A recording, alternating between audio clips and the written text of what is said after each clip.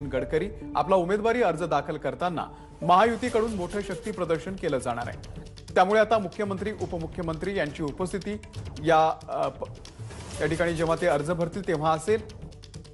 रामटेक लोकसभा मतदारसंघासाठी सुद्धा महायुतीचे उमेदवार राजू पारवे आणि महाविकास आघाडीच्या उमेदवार रश्मी बर्वे या उमेदवारी अर्ज दाखल करणार आहेत।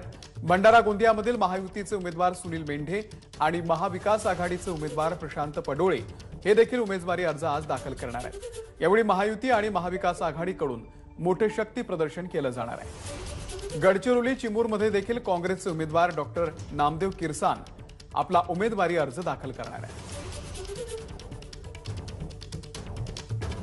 तुषार कोहळे या संदर्भातले अपडेट आपल्याला देतील। तुषार, आज अर्ज भरण्याचा शेवटचा दिवस आहे। सर्वच उमेदवार आज अर्ज भरणार आहेत। या निमित्तानं शक्ती प्रदर्शन सुद्धा केलं जाणार आहे। काय माहिती आहे? अमोल, निश्चित आज नामांकन अर्ज भरण्याचा शेवटला दिवस आहे। पहिल्या टप्प्यामध्ये जे 5 विदर्भातले लोकसभा मतदारसंघ आहे त्यामध्ये नागपूरचा असेल, रामटेक असेल, भंडारा गोंदिया, गडचिरोली आणि चंद्रपूर या 5ही लोकसभा मतदारसंघामध्ये आज शेवटला दिवस असल्याने मोठं शक्ती प्रदर्शन होताना आपल्याला पाहायला मिळत आहे। महत्त्वाची गोष्ट की सर्वाधिक हाय व्होल्टेज जो मतदारसंघ ओळखला जातो तो म्हणजे नागपूरचा आहे। केंद्रीय मंत्री नितीन गडकरी आज आपला नामांकन अर्ज भरणार आहे। त्यांच्या नामांकन अर्ज भरण्यासाठी खुद्द मुख्यमंत्री एकनाथ शिंदे हे नागपूरमध्ये येत आहेत। त्यासोबत उपमुख्यमंत्री देवेंद्र फडणवीस असेल, भाजपचे प्रदेशाध्यक्ष चंद्रशेखर बावनकुळे असेल आणि राज्यातील इतरही भाजपचे नेते या नामांकन अर्जाच्या वेळीच उपस्थित राहणार आहे। यासोबतच रामटेकमधनं राजू पारवे जे काँग्रेसचे आमदार होते आणि त्यांना राजीनामा देऊन ते आता महायुतीमध्ये आले, शिंदे गटाचे ते रामटेकचे उमेदवार आहे, ते देखील आज आपला नामांकन अर्ज नितीन गडकरी यांच्यासोबतच भरत आहे। एकनाथ शिंदे त्यांच्या नामांकन अर्जाच्या वेळी देखील उपस्थित राहणार आहे। महायुतीच्या माध्यमातून कुठेतरी आज नागपूर जिल्ह्यामध्ये मोठं शक्ती प्रदर्शन केलं जाणार आहे। केंद्रीय मंत्री नितीन गडकरी यांना कार्यकर्त्यांना आवाहन केलं होतं की तुम्ही स्वतःहून या, मी तुमच्यासाठी गाड्या वगैरे पाठवणार नाही, त्यामुळे स्वतःहून लोक किती संख्येने येतात हे देखील बघणं महत्त्वाचं राहणार आहे। दुसरीकडे रामटेकमधनंच काँग्रेसच्या उमेदवार रश्मी बर्वे या देखील नामांकन अर्ज भरणार आहे।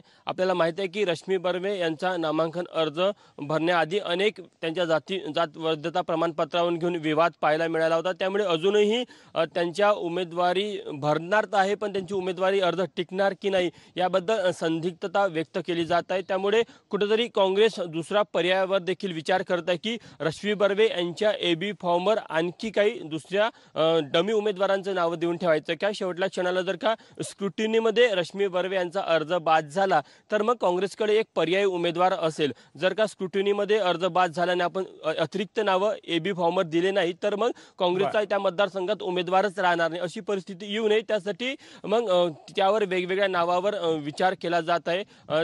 महत्त्वाची गोष्ट की आणखी एक लोकसभा मतदारसंघ आहे तो म्हणजे चंद्रपूर लोकसभा मतदारसंघ। तिथे काँग्रेसच्या उमेदवार प्रतिभा धानोरकर आज उमेदवारी अर्ज भरणार आहे। आपण काल बघितलं की सुधीर मुनगंटीवार यांनी जेव्हा काल भाजपच्या वतीने उमेदवारी अर्ज भरला तेव्हा मुख्यमंत्री तिथे जरी नसले आले तरी उपमुख्यमंत्री देवेंद्र फडणवीस आणि भाजपचे प्रदेशाध्यक्ष चंद्रशेखर बावनकुळे हे उपस्थित होते आणि त्यांनी एक सभा घेतली, एक मोठी सभा त्या संपूर्ण नामांकन अर्जाच्या निमित्ताने तिथे आपल्याला पाहायला मिळाली आणि विरोधकांवर मोठी टीकेची झोड देखील त्या सभेमध्ये डागली गेली। या व्यतिरिक्त सर्वांचं लक्ष असणारे भंडारा गोंदिया लोकसभा मतदारसंघाकडे, कारण की काँग्रेसचे प्रदेशाध्यक्ष नाना पटोले यांचा हा गृह जिल्हा आहे आणि तिथे प्रशांत पडोळे हे काँग्रेसचे उमेदवार आहे, ते देखील तिथे आज नामांकन अर्ज भरत आहेत। तर भाजपच्या वतीने सुनील मेंढे हे तिथे आज नामांकन अर्ज भरणार आहे। तर विदर्भामध्ये या 5ही लोकसभा मतदारसंघाचा विचार